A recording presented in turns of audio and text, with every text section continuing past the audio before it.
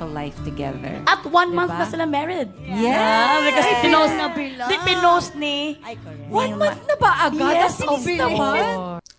Welcome back, mga kaaldab. Dito pa lang may mali na, no? Ito yung sinasabi natin, hindi sila nagre-research. Wala po si talagang alam. 1 month na nga po raw, pero ipinost daw ni Di po ba? Wala man lang po masabi si Melay kung sino nga po ba yung nag-post. Si Congressman Spotted, si Ibiang, si Mengay. Wala pong katotohanan. Kaya, ito yung mga nag-i-interview, mga kaaldab. Wala po talagang alam. Tumitingin din lang po sila sa social media. Di po ba? Hindi po talaga sila nagre-research at wala po talaga silang alam. Kasi kung may alam po sila, kung nakita po talaga ni Mela yung post na yon at nakita niya kung sino yung nag-upload at nag-repost, malalaman niya, halatang wala po talagang alam. Sinasabi ko lang po ito, mga kaalda ba, para lang po sa kaalaman ng lahat, para lang po sa mga dumadaan at bumibisita sa channel natin. Po ba? Pero bago na tayo magsimula at bago natin ituloy itong ma-update natin, kung bago ka lang sa channel na to at isa kang true-blooded Aldab Nation na nagmamahal po kina Mengay at Isoy, tama po ang channel na pinuntahan mo, kaya consider na po kitang bagong subscriber. At huwag mong kalimutang i-share ang mga update natin o mga video po natin sa mga mami, sa mga titas at sa mga senior. Well, bago natin tuloy kay Tito Sen, pakinggan nyo po muna to. Very, very happy for both of you, of course. How's married life? It's very fun. I'm very happy. I don't know how to explain it. Ito yung sinasabi ko, mga kahaldab, di po ba? Puro happy, puro masaya. Wala po kayong maririnig po sa kanya na ganito, ganyan, etc. etc. Wala po. Yun po talaga yung pinaka-lengguwahe na sinasabi niya. Masaya, happy, fun. But a few adjustments here and there. But don't know how to explain it. I'm just happy. Di po ba? Yan kasi, mga kahaldab, yung sinasabi natin na maganda. Yan po kasi, mga kahaldab, yung pinaka, kumbaga, yung sagot na, o yung tanong sa sagot nila na napakasimple lang. Hindi mo na hahanapan, hindi mo na ipapaliwanag pa, di po ba? Masaya eh. Kaya nga po ako, mga kahaldab, kapag sinasabi ko to, ang daming guilty, ang dami nagsasabi na bitter lang yan si Mr. Destiny. Pero totoo naman po sinasabi ng mga ilang netizen. Pero pasensya na po kayo kung yung mga comment po nila, yung mga sinasabi nila, hindi ko nilalagay dito, hindi ko pinapakita kasi baka makita po yung social media account nila. Baka tignan sa Instagram, sa Twitter, sa Facebook, tapos ibas po sila. Ayoko naman pong, kumbaga, ipakita yung mga taong nagsasabi sa atin ng mga update, yung mga nagpapaliwanag po sa atin. Ang sa akin lang po, mga kaaldab, kung ano lang yung latest, kung ano lang yung update, yun lang naman po yung pinapakita ko. Di po ba?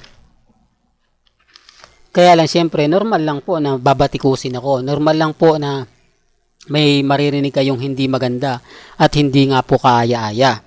Well, punta natin si Tito Sen. Marami tuloy nagsasabi, mga kaaldab, na naawa na po raw si Tito Sen kay Mengay kasi parang hindi na nga po daw siya katulad ng dati na kumbaga yung simula nga po daw natatapos ng Sarsuela o nakasal na nga po si Mengay, nag-iba na nga po raw yung aura nito.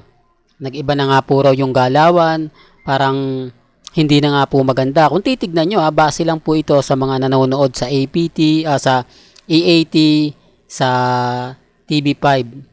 Di po ba? Kung mapapansin nyo, ako naman po, mga kaaldab, hindi naman po tayo nanonood ng matagal sa EAT. Ang sa akin po, tinitignan ko lang naman kapag nandun si Mengay. Pagkatapos nun, alis na po ako pagka may nakita tayong hindi maganda. Di po ba? Kaya nga po ako masaya dahil sa ginawa nga po ni Tito Sen. Totoo naman po, si Tito Sen na po talaga yung nagsalita. Sa mga hindi sa mga nagre-react. Ako, sinabi lang ni Tito Sen yung palda, yung sa cellphone.